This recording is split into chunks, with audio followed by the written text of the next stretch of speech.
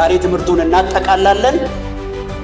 ዛሬ ደግሞ የምንማረው ምንም እንኳን ከቁጥር 7 ጀምሬ ባነብም ትኩረት የሚሰጠውን ክፍል ደግሜ አነባለሁ። ቁጥር 17 እና 18 ላይ ነው ትኩረት የምናደርገው። ጌታ ግን መንፈስ ነው፣ የጌታ መንፈስ ባለበት በዚያ አርነት አለ። እኛ ሁላችን በመጋረጃ በማይከደን ፊት የጌታን ክብር እንደ መስታወት እያብለጨለጨን መንፈስ ከሚሆን ጌታ እንደሚደረግ ያን መልክ እንመስል ዘንድ ከክብር ወደ ክብር እንለወጣለን ይላል።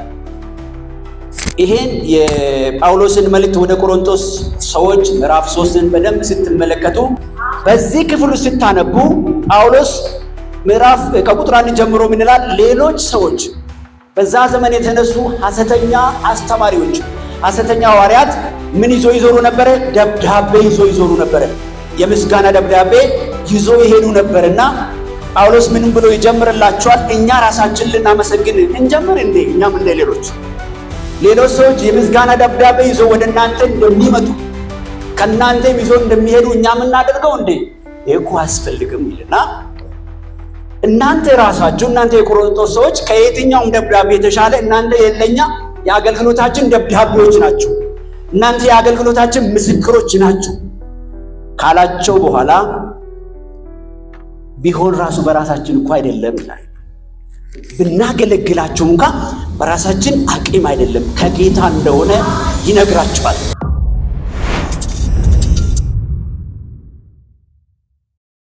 ስለዚህ ምንድነው የሚላችሁ? በክርስቶስ በኩል ወደ እግዚአብሔር እንዲህ ያለ እምነት አለን። ብቃታችን ከእግዚአብሔር ነው እንጂ በገዛ እጃችን።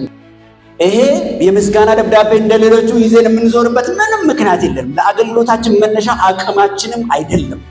የሆነው በሱ ነው፣ ያገለገልነው በርሱ ነው፣ አቅም ያገኘነው በርሱ ነው ይላቸዋል። ከዛ በኋላ ምን ይላቸዋል?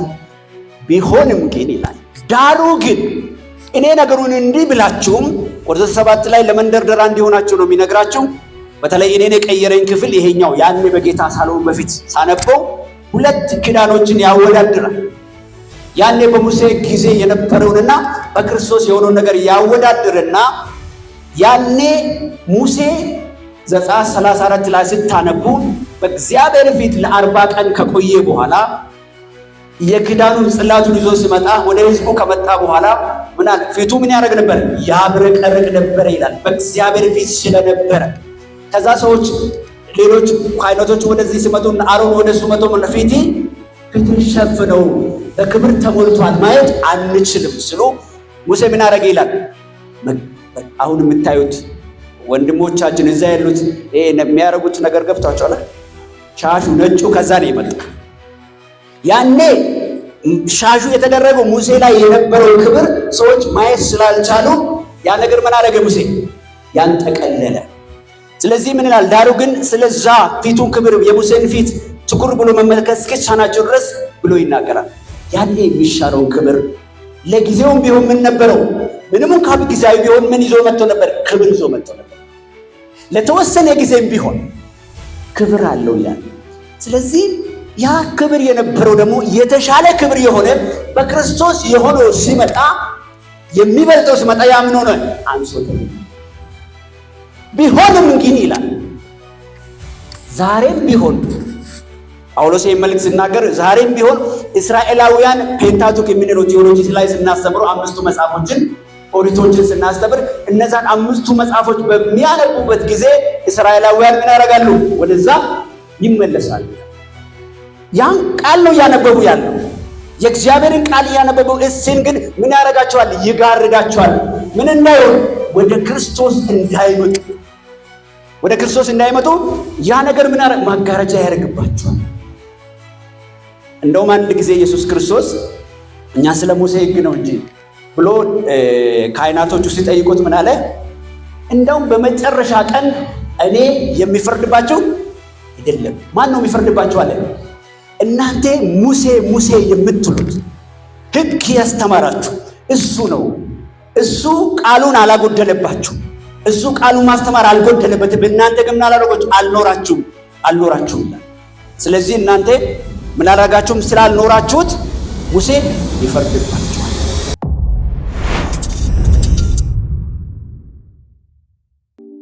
ስለዚህ ይሄን ያወዳድርና እንግዲህ ይላል ይሄ ይሻር የነበረው ለጊዜው ክብር ካለ የሚበልጠው ደግሞ ሲመጣ እንግዲህ እንዲህ ያለ ተስፋ ካለን እጅግ ገልጠን እናገራለን። አሁን ተስፋ አለ። አሁን የማይሻር ኪዳን አለ። አሁን ምን አለ? እንዲህ ተስፋ ካለን ምን ኮንፊደንስ አለኝ እያለ ነው። አሁን እንዲህ አይነት ተስፋ ካለን የዚያን ይሻር የነበረውን መጨረሻ ትኩል ብሎ የእስራኤል ልጆች እንዳይመለከቱ በፊቱ መጋረጃን እንዳደረገ እንደ ሙሴ አይደለም። ሙሴ ክብሩን እንዳያዩ ምን አደረገ? ህዝቡ ስለፈራ ፊቱን ሸፈነ። እኛ ግን እንደ ሙሴ ፊት ሸፍነን አይደለም የምናገረው። እኛ በምንድን ነው የምናገረው? በግልጥ ነው የምንናገረው። ገልጠን ነው የምናወራው። ገልጠን ነው የምንነግራችሁ ይላል። ምን አለን? ይሄ ተስፋ ስላለን እጅግ በግልጥ እንናገራለን። እንደ ሙሴ ፊታችን ተሸፋፍነን የተደበቀ ነገር የለም፣ የሚበልጥ ነገር የተገለጠ ነገር ምን ሆኗል? ተገልጧል ብሎ ይላል። ስለዚህ ነገር ግን ሐሳባቸው ደነዘዘ። እነዛ በዛ ሁኔታ ማለት ነው። ብሉይ ኪዳን ሲነበብ ያ መጋረጃ ሳይወሰድ እስከዛ ድረስ ይኖራልና ብሉይ ኪዳን በሚያነቡበት ጊዜ እስከዛ ድረስ በዛ ውስጥ ይኖራሉ። ሙሴ ምን አደረገ? ሙሴ ፊቱን ነው የሸፈነው ክብሩን እንዳያዩ። እነሱ ደግሞ ብሉይ ኪዳንን በሚያነቡበት ጊዜ ፊታቸውን አይደለም የሚሸፍነው፣ ምናቸውን? ልባቸውን ነው የሚሸፍነው። ወደ ክርስቶስ እንዳይመጡ ልብ ነው የሚጋርደው። ሐሳባቸው ደነዝ። ብሉይ ኪዳን ሲነበብ ያ መጋረጃ ሳይወሰድ እስከዛ ድረስ ይኖረ ነው። በክርስቶስ ብቻ የተሻረ ነው። ይሄ ልብ ላይ የተቀመጠው መጋረጃ በምንድን ነው የሚሻለው? በክርስቶስ ነው የሚሻለው። እኛም ተሽሮልን ነው የመጣነው። ከዛ የመጣ ነው ስላነበበን አቅም ስላለን ስለተማረን አይደለም፣ ተሽሮልን በሱ ነው ወደዚህ ወደ ህይወት የመጣ ነው። ያ መጋረጃ ተነስቶልን ነው። አንዳንዴ እኮ በጌታ እንዴት እንደዳንኩ ታውቃለህ? እኮ ብዙ ሰው አልመሰከረልኝ ምናምን አለ ምለው እሱ ሽሮልን። እኛ በራሳችን አቅምና ጉልበት አይደለም። ስለዚህ በተለይ እንደኔና እናንተ ደግሞ እዛኛው ቤት ውስጥ አገልጋይ የነበራችሁ ተሽሮልን ይመጣል። ደስ ይበላችሁ።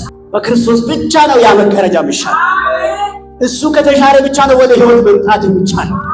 ስለዚህ ያን ታሪክ እያወራን ብንኖር ከክርስቶስ ጋር አንገናኝም፣ የዘላለም ህይወት የለም። ስለዚህ ያ በክርስቶስ ነው የሚሻረው ይላል።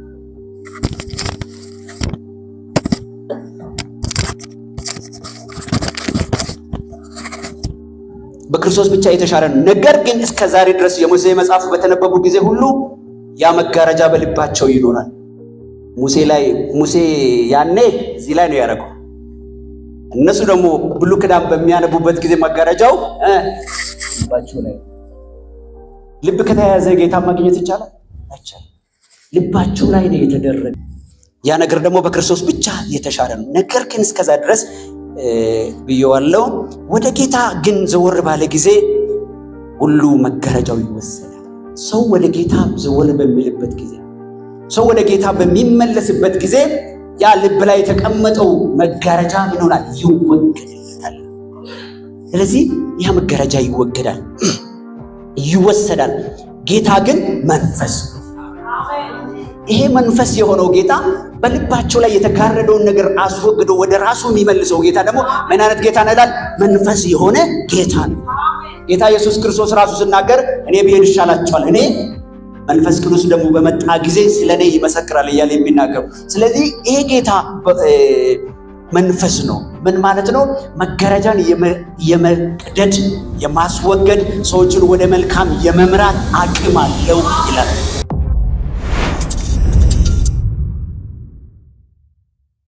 ጌታ ግን መንፈስ ነው።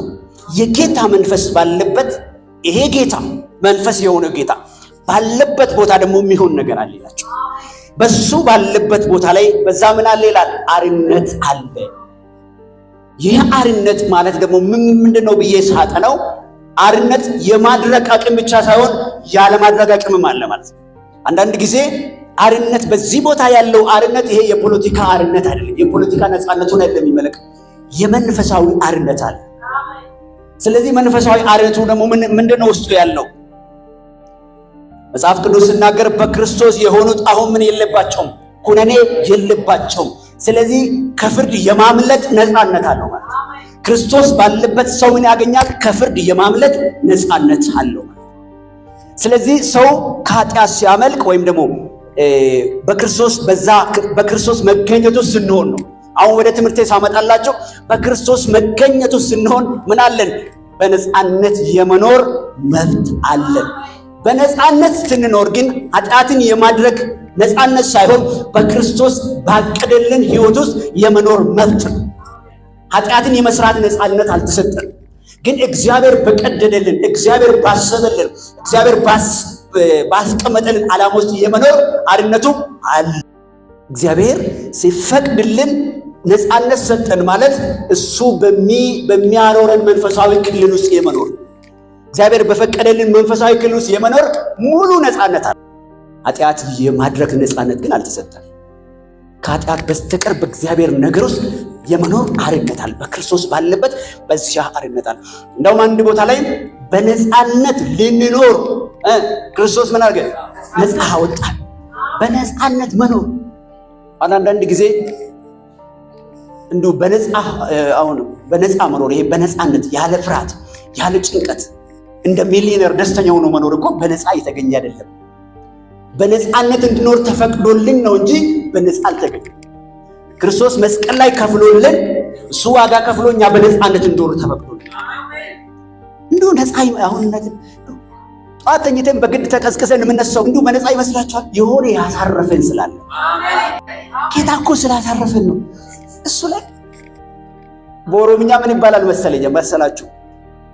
ሆላና ባጀባ ቀብዱ ዱቦ አለከስ ረፍት ይባላል። ምን ማለት ነው? ጠንካራ አባት ያላት በግ ላቷን ውጭ አስቀምጣ ተኛለች። ለምን ነው የምትተኛው? አባቷን ተማምና ጠላት መጥቶ ይበላኛል ብላ አትጨነቅ። ነፃነት የሰጣት አባቷ ጠንካራ ስለሆነ ማለት ነፃነት የሰጠን ክርስቶስ ነው። በነፃ እንድንኖር እንድንወጣ እንድንገባ ያደረገነው ወገኖች ብቃታችን አይደለም፣ ነፃነትን የሰጠን ጌታ ነው። ስለዚህ እሱ በሚኖርበት መኖር በነፃነት እንድንመላለስ ያደርጋል። እኔና እናንተ በእግዚአብሔር ቤት ስንኖር ያለንን ነፃነት መንፈሳዊ ነፃነት እኮ ሌሎቹ የላቸው፣ ጭንቀት ነው ያላቸው። ቢሊዮነር ሆኖ ሚሊዮነር ሊኖራቸው ይችላል፣ ግን ጭንቀት ሞልቶባቸዋል በጌታ ላልሆኑት። እኛ በክርስቶስ በመሆናችን የተነሳ ራሱ ነፃነት አለ። በዛ ውስጥ አርነት አለ። በአርነቱ ይሄ እነዚህን አርነትን ለመመልከት አንዳንድ ነጥቦችን አነሳለሁ። ሌላ ምን አርነት አግኝተናል? መጋረጃችን ተገዶልናል። ይሄ የጋረደን የተጋረደበት ሰው ነፃነት አለው እንዴ? ሙሉ ማየት አይችልም፣ የተወሰነ ይጋርደዋል ማለት ነው። እኛ ግን ሙሉ ነገር ማየት እንድንችል ተቀዶልን እኮ ነው። ስለዚህ ይሄ መጋረጃችን ተሽሮልናል፣ ተቀዶልናል። ይሄ አጥርተን የማየት ነፃነት አግኝተናል። አጥርተን ማየት እንድንችል፣ አሻግረን ማየት እንድንችል። በፊት ሙሴ ድሮ ደብዳቤ የምታውቁ ሰዎች ፖስታ ይልላችሁ፣ እኔ ፖስታ ሳይኖራችሁ ደብዳቤ በቃ እኔ ፖስታ የለኝም በፓስተር ገሌ በኩል ወይም ደግሞ ወንድም ገሌ በኩል ወይ በሲስተር ገሌ በኩል እስኪ የፖስታ ሳጥን ቁጥሩን ጠይቄ በሱ በኩል ትልክልኛለህ ይባላል። እሱ ምን ይባላል? ኬሮፍ። በእንትና በኩል ኬሮፍ እገሌ ቱ ግርማ ተብሎ ነው የሚጻፈው ማለት ነው። በእንትና በኩል ድሮ በእነ ሙሴ ዘመን ሰዎች ቀጥታ እግዚአብሔርን አያገኙትም። በማን በኩል ነው የሚያገኙት? በኬሮፍ ሙሴ። በሙሴ በኩል ነው እግዚአብሔርን የሚያገኙት። ቀጥታ እግዚአብሔር ጋር ፊት ለፊት ቆሞ መነጋገር አይችሉም። ክርስቶስ ሲመጣ ግን ምን አደረገው ይላል? መጋረጃውን ከመቅደዱ የተነሳ ምን ወደ ውስጥ የመግባት ምን አገኘ? ነፃነት አገኘ። ቀጥታ መነጋገር፣ ቀጥታ መጸለይ፣ ቀጥታ ወደ እግዚአብሔር በክርስቶስ በኩል መጸለይ መብት ያገኘን እኮ በሱ ነው። ስለዚህ እሱ ባለበት ምን አለ? አርነት አለ። እሱም በቀጥታ የማግኘት መብት አገኘ። ተራ ነገር እኮ አይምሰላችሁ። አንድ ትልቅ ባለስልጣን ጋር ለመግባት ከፈለጋችሁ ቀጠሮ ታስዛላችሁ። እገሌን መቼ ያገኘዋለሁ? ጸሐፊው ጋር ፕሮግራም ታስዛላችሁ። የአለቃው ፕሮግራም ታይቶ ከፈቀደላችሁ ነው የምትሄዱት። የኔና የእናንተ አባት ግን 24 ሰዓት ለኔና ለእናንተ ክፍት ነው። ሃሌሉያ! 24 ሰዓት ክፍት የሆነ ነፃነት ያገኘነው እሱም ማናገር ያገኘ በክርስቶስ ነው። እሱ ነፃነት በዋጋ የማይተመን ነው ወገኖቼ። ስለዚህ በክርስቶስ ባለበት እዛ አርነት አለ። ነፃ እንደኝ ይሁን ተራ ነገር እንዳይመስላችሁ። አረሳት በፈለጋችሁ ሰዓት እግዚአብሔር የማናገር ነፃነት ለኛ ቀላል ሊመስለን ይችላል። ግን በክርስቶስ ባለበት በዛ ብናል አረጋት አለ። ይሄ ሙሉ የማናገር ነፃነታችሁን ያገኛችሁት ያገኘነው በሱ። አሜን። ስለዚህ ወገኖቼ መጋረጃ ተቀዶል ቀጥታ ማናገር የቻልነው እሱ አርነት ስላወጣን። ዳዊትም ደግሞ ሲነግረን ቅድም እንዳልኳችሁ መዝሙር 16 ላይ ምን አለ? እግዚአብሔር ሁሉ ጊዜ በፊቴ አየዋለሁ። ስለዚህ ምን አለ? በቀኜ ነህና ምን አደረግም አልታወክም። ያለመታወክ ነፃነት፣ ያለመታወክ ሰው ሁሉ እንደፈለገ ስናወጥ እናንተ የማትናወጡት የሚያናውጠው ነገር እኛ ጋር ሳይመጣ ቀርቶ ሳይሆን በነፃነት እንድንኖር ሳንናወጥ እንድንኖር ነፃነት ስለተሰጠን መጽሐፉ እንደዛ ነው የሚለው። አርነት አለ በዚያ ክርስቶስ እኛ ጋር ከመሆኑ የተነሳ ምን አገኘን? ሳንናወጥ መኖር እንችላለን። ሳንናወጥ መኖር የምንችለው እሱ ነፃነትን ስለሰጠን።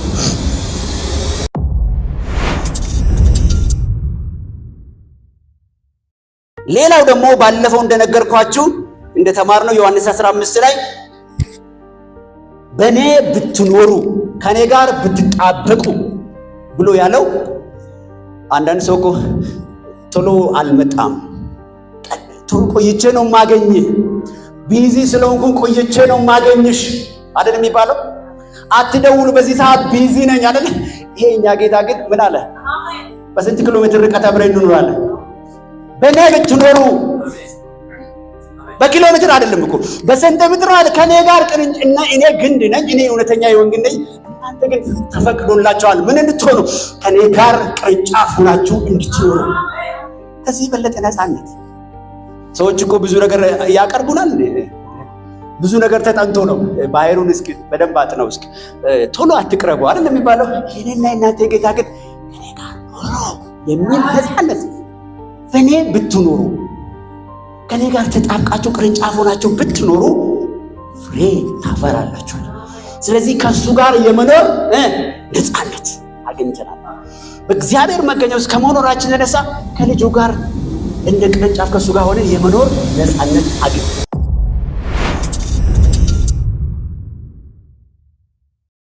ሌላው ያገኘነው ነፃነት ደግሞ ከትምህርታችን ጋር በተያያዘ ሁኔታ በመንፈስ ድሮ በመንፈስ መመላለስ ለካህናት አለቆች ምናልባት ለሃይማኖት አባቶች ብቻ ነው የሚመስለው።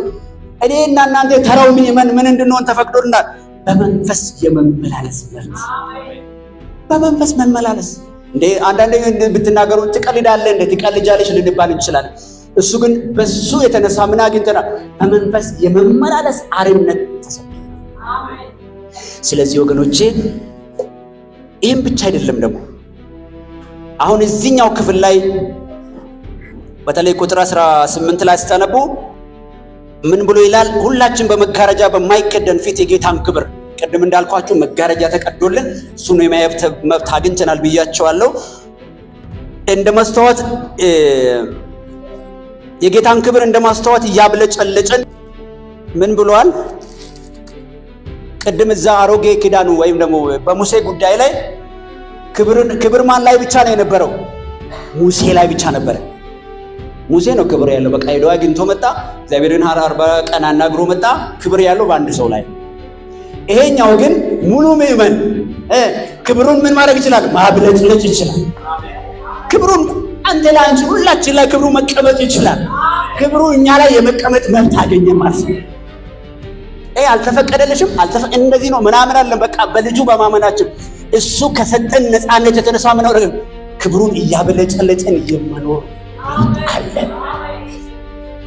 አንዳንድ ጊዜ ፊታችሁ ያምራል ሲሏችሁ አንዳንድ አገልጋዮች አልሰማችሁ?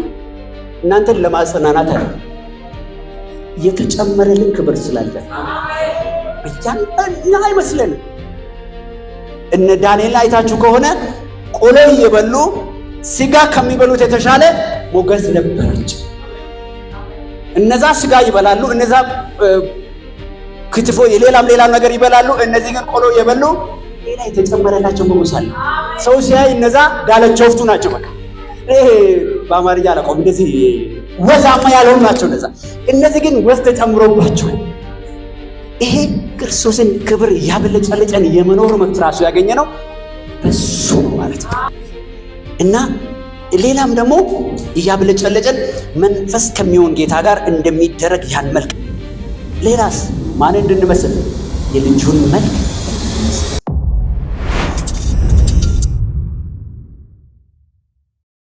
አሁን ለዚህ ትምህርት ማጠቃለያም ሊሆንን የሚችለው ሮሜ 8:29 ላይ የምታውቁት ቃል ነው። ልጁ በብዙ ወንድሞች መካከል በኩር ይሆን ዘንድ የልጁን መልክ እንድንመስል አስቀድሞ ያወቃቸውን የልጁን መልክ እንዲመስሉ አስቀድሞ ወስኗል ይላል። ደግሞአለሁ፣ ልጁ በብዙ ወንድሞች መካከል በኩር ይሆን ዘንድ አስቀድሞ ያወቃቸው የልጁን መልክ እንዲመስሉ አስቀድሞ ወስኗል። ገብታችኋል? እግዚአብሔር እኛን ሲጠራን አንድ ዓላማ አስቀምጦ ነው የጠራን።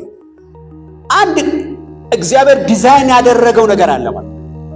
እግዚአብሔር እኔና እናንተን ከመጥራቱ በፊት፣ እኔና እናንተ ከመዳናችን በፊት አንድ ዲዛይን ተቀምጦልናል።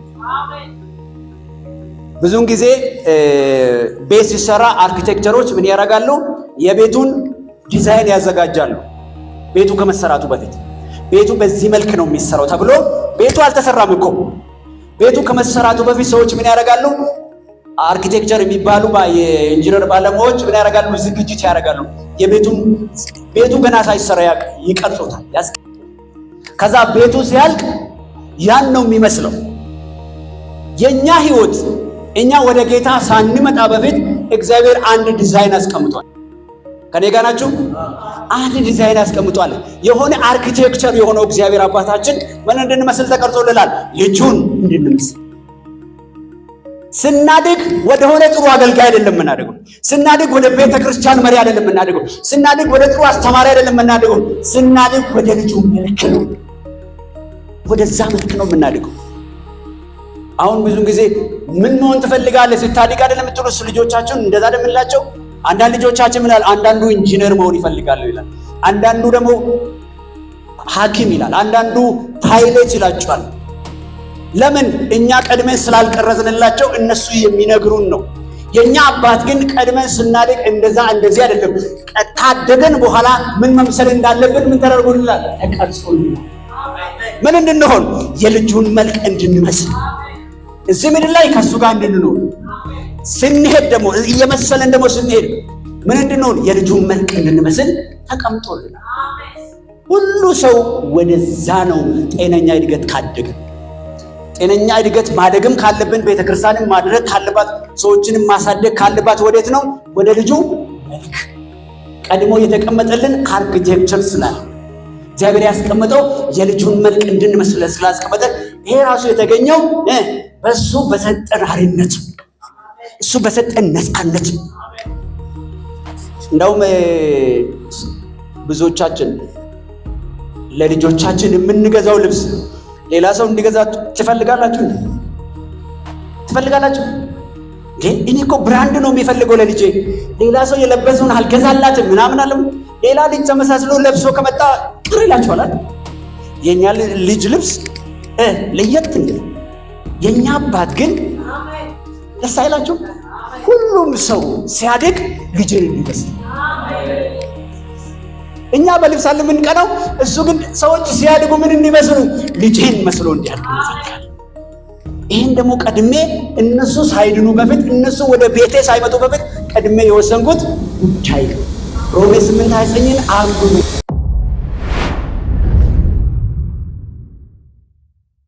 ስለዚህ የዚህ ትምህርት ማጠቃለያም በእግዚአብሔር መገኘት ውስጥ ስናድግ ወዴት ነው የምናድገው? ወደ ልጁ መልክ ነው እያደገን የምንሄደው። አንደኛ ዮሐንስ ላይ ስናገር ምን ይላል? አንደኛ ዮሐንስ ምዕራፍ 3 ከቁጥር 1 እስከ 2 ላይ ስታነቡ እግዚአብሔር አብ እንዴት እንደወደደን እዩ፣ እውነትም ደግሞ እንደዛው ነን ይላል። አሁን ግን ምን እንደምንሆን አልታወቀም፣ እርሱ ሲገለጥ ግን ማንን እንመስላለን አለ? ልጁን እንድንመስል እናውቃለን። አሁን አይመስለንም፣ ግን ፊት ለፊት በምናይበት ጊዜ፣ እሱ በሚገለጥበት ጊዜ ግን እሱን እንድንመስል ያኔ እናውቃለን።